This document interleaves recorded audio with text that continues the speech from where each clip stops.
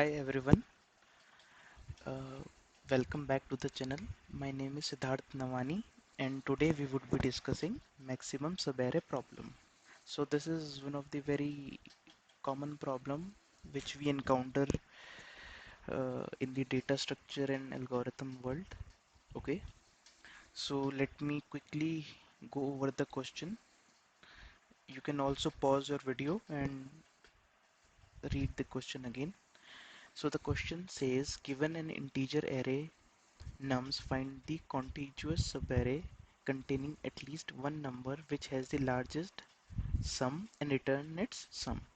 So basically contiguous subarray means which is in continuation, correct? So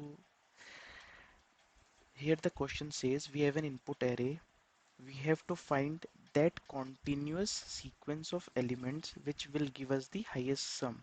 Suppose for this input, if we take 4 minus 1, 2 and 1. So 4 minus 1 is 3, 3 plus 2 is 5, 5 plus 1 is 6. So this is the maximum continuous subarray which will give us the maximum output. Any other combination, any other continuous subarray elements will not give us any result higher than this. So if we go, if we take these two, it will give us minus 1. Again, if we take these, the last four, it will give us 2 plus 1 3, 3 minus 5 is minus 2 and plus 4 is minus 2. So this is the contiguous subarray with the maximum sum. So this problem is one of the variations of a very famous algorithm which is known as Kadane's algorithm. So I will recommend all of you to go over it because these algorithms should be handy while solving any problem. So again, I would be discussing two approaches of solving this problem. Let me quickly go over them. Okay, so this is the same question.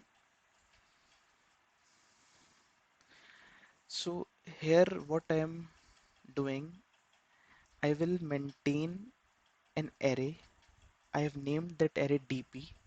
So what DP would represent, the ith element in the DP array will represent the maximum sum up to the ith element.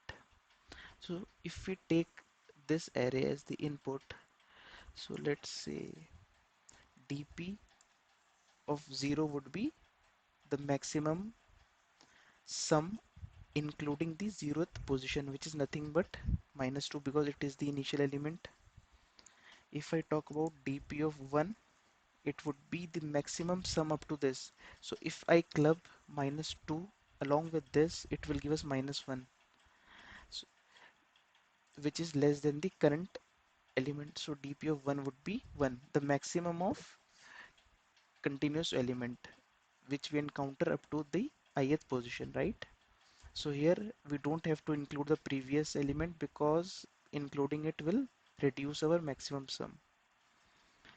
Again, dp of 2 would be,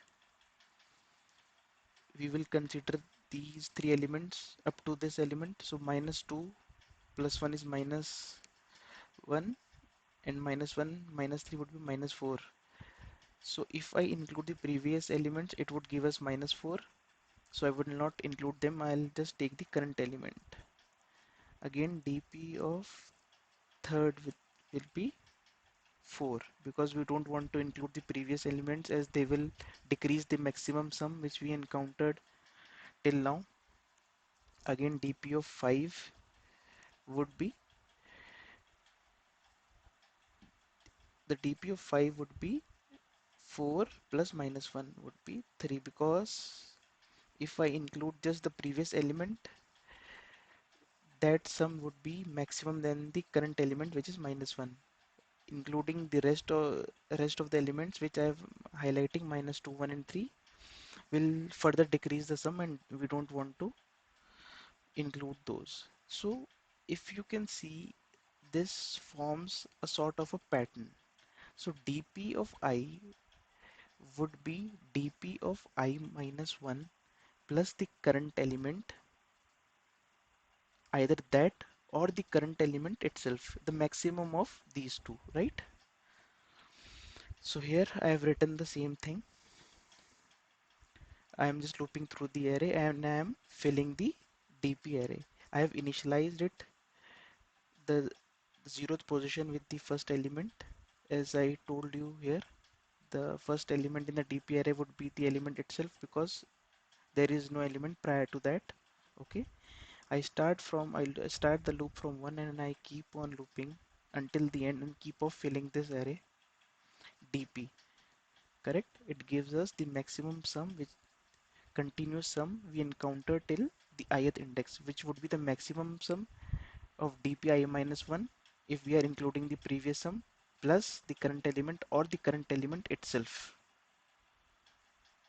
Correct? So maximum of these two will give us the dp of I. And while traversing the whole array, I'll also maintain a variable max, will which will tell me which what is the maximum value of dp I have encountered so far.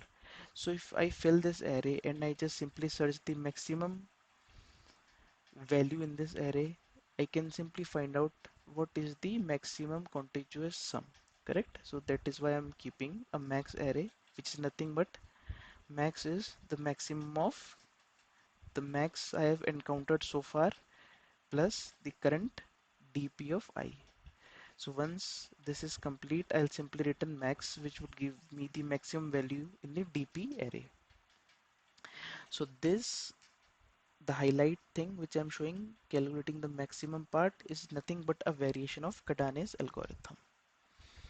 Okay, so this is simply we are just traversing the array and maintaining the count. If the previous sum is positive, we include it with our current element, otherwise we exclude it. Simply maximum of previous plus the current element or the current element, whichever is maximum. So if I run this code, it will give me the output. I'll just run it, maximum sub array, and the result is 6. As you can see, the output is 6. Now let's try to optimize it further. There is no need to maintain, there is no need to keep the whole dp array, which consumes again a space of big O of n, because as you can see, we just need the previous element, right? The previous element and the current element we are getting from the array itself. So you can modify the solution further. So just, so what I am doing, I am initializing the previous element as num as 0. I'm running the loop from 1 to the end of the array, and simply I am saying if the previous sum plus the current sum is maximum, then the current sum, so whichever is maximum, previous sum plus the current element or the current element, I'll keep that as, I'll update previous sum as that. And again, while traversing the whole array, I'll just make sure what is the maximum value of previous sum I've encountered so far. So this is one of the more optimized version where we just keeping the previous maximum sum we have encountered so far, right? Because we don't need to maintain the whole dp array. We just need the previous value dp of I minus 1, which I have stored in this variable. So this also, this is the solution which I have coded here, and let's see if it works.